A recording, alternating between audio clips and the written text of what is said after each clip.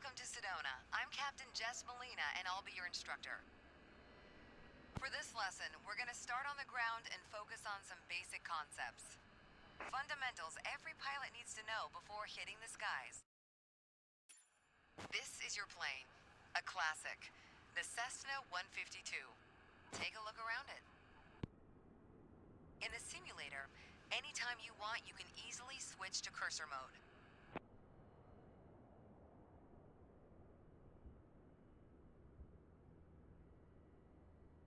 The cursor is handy for interacting with menus and cockpit controls or instruments.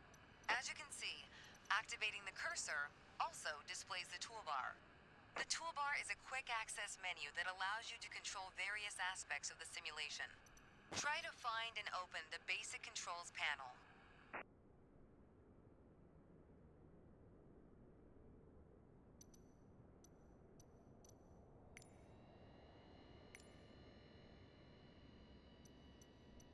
The basic controls panel is a useful reminder of the button layout for the devices you're currently using. Now try to find and open the camera panel in the toolbar.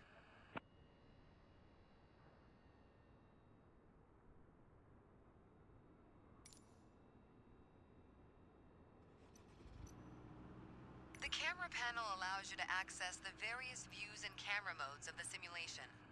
Go ahead and close all the panels for now. Right now, we are in the external view mode.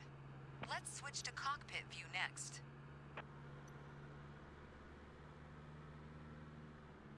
In front of you is the yoke, the primary means of controlling the aircraft.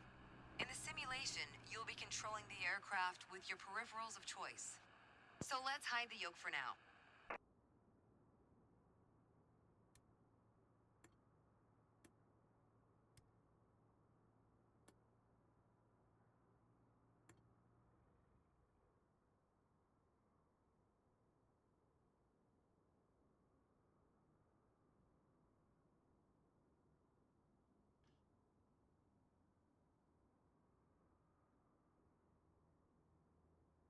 Some instruments allow multiple interactions. For example, rotating a dial clockwise or counterclockwise. In these cases, you need to lock the cursor onto them in order to interact. For example, take a look at the clock in the middle of the dashboard. Go ahead and lock the cursor on it. Now change the clock time. You can unlock the cursor once you're ready.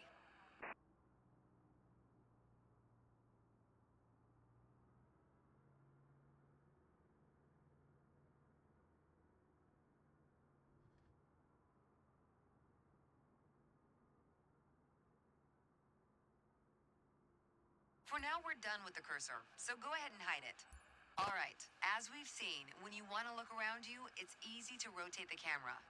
But you can also move it freely in the cockpit to get a better view of anything you want to see. Even through a window to look outside.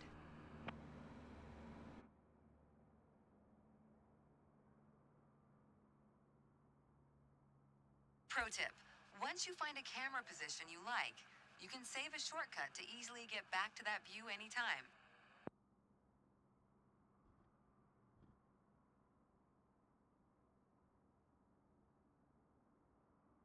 Now, reset the camera to its original position. Then try switching to your custom one again.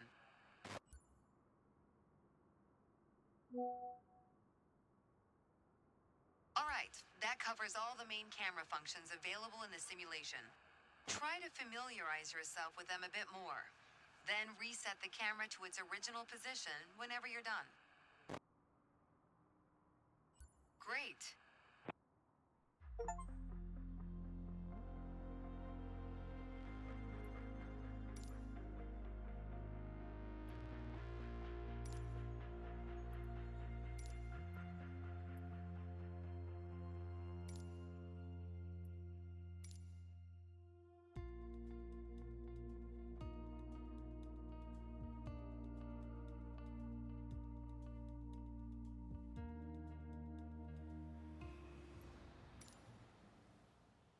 Let's get you familiar with the aircraft, a Cessna 152, and a few commands to navigate it through the skies. In front of you is the yoke. The yoke is like a steering wheel, more or less. Turn it left or right to control the ailerons and bank the aircraft into turns. Look at the trailing edge of the wings while turning the yoke to see the effect on the ailerons.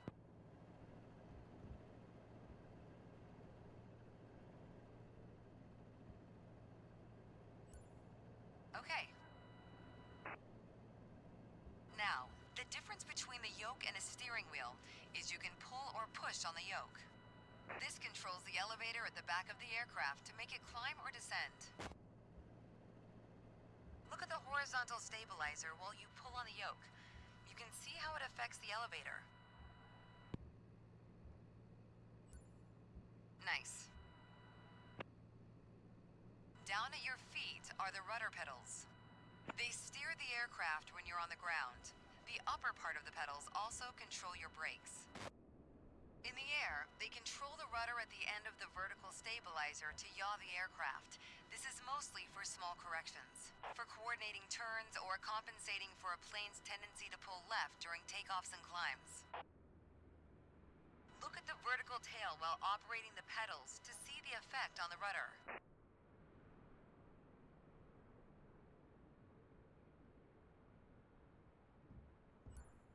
Great. Last but not least, the throttle is located near the center of the cockpit. Pushing forward will increase power. Pulling back will decrease power. First, look at the throttle and select it.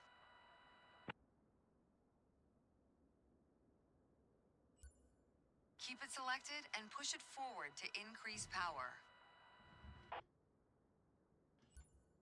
Power is increased. Now, pull it back to decrease power. Power is decreased. Now we'll do the same without focusing on it. Deselect the throttle. Look away from the throttle and increase power.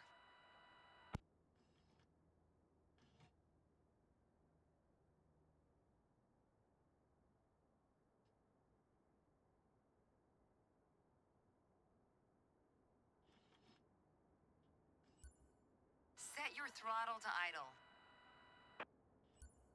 Excellent. When the engine is on, you'll be able to see the power change on your RPM indicator. You'll find it on the right side of the dashboard.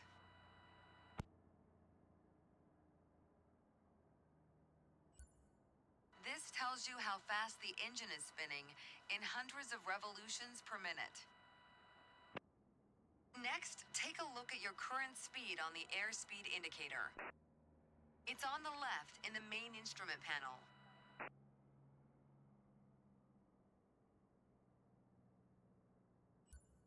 It measures the speed in knots. To check your altitude, look to the altimeter. It's on the right side of the main instrument panel. The altimeter has 3 hands, similar to a clock. The long, thick pointer indicates 100-foot intervals. The short, thick one is 1,000-foot intervals, and the long, thin one, 10,000-foot intervals. That's all for today. Next time, we'll see how it feels in the air.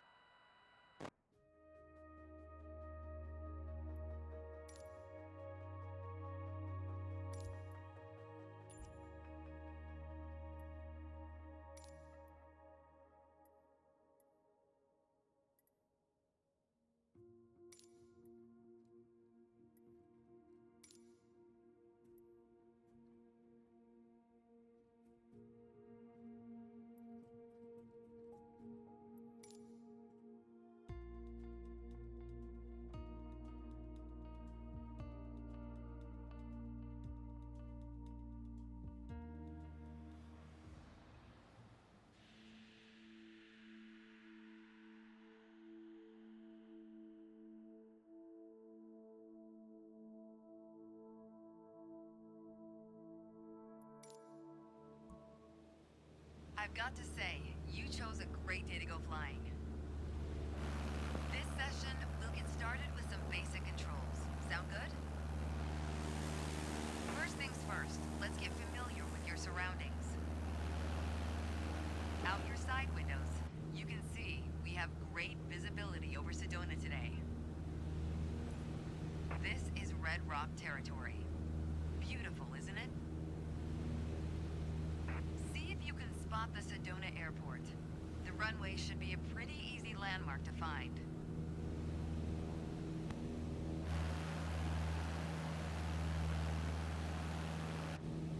There you go.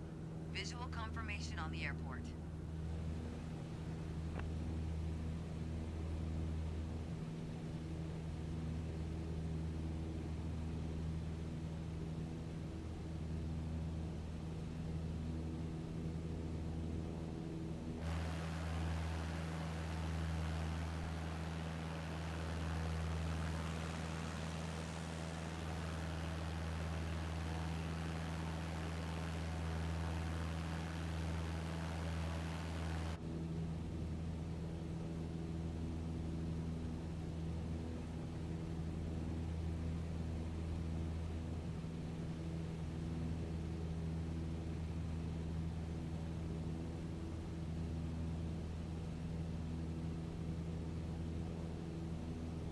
We already talked about basic controls while we were on the ground.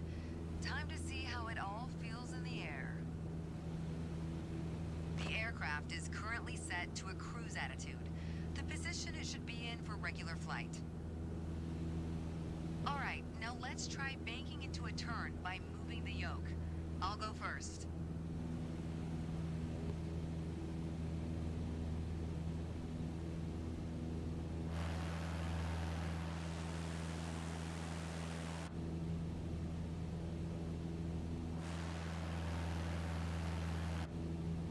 As a general rule, you always want to keep your turns under 30 degrees.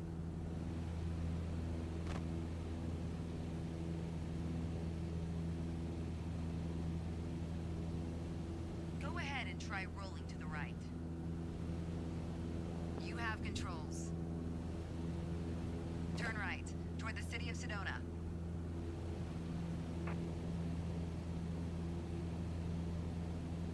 Excellent. As we're flying towards Sedona, let's try climbing up and down. Gently pull on the yoke to climb. Give it a try.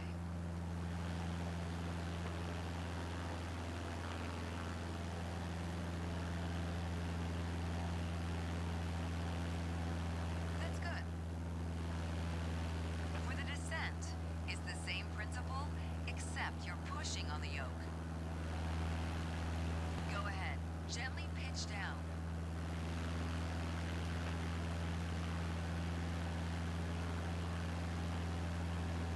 That's good. Okay, time to find the airport again. Look around, and when you found it, make a turn in that direction.